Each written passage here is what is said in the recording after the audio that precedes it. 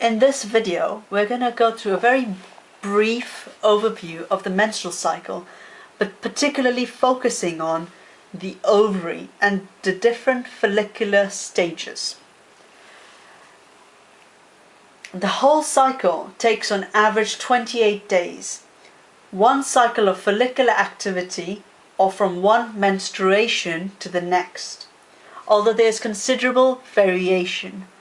The key phase to know is that day 14 ovulation occurs, and depending on if fertilization takes place or not, the path of the cycle changes. But we will start from the recruitment.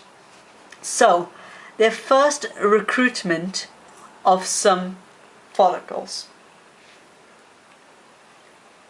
And then after that, there's some selection, and then there's a dominance of a particular follicle.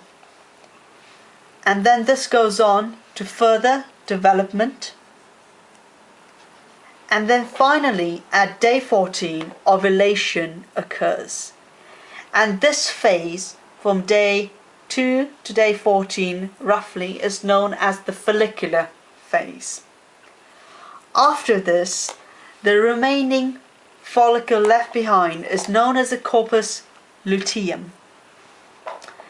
And then, after ovulation, as the collapsed follicle becomes corpus luteum,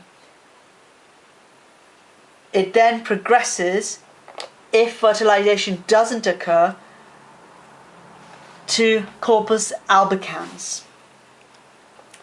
And after this, menstruation occurs, and this phase from after ovulation till menstruation is known as the luteal phase, roughly 10 to 15 days.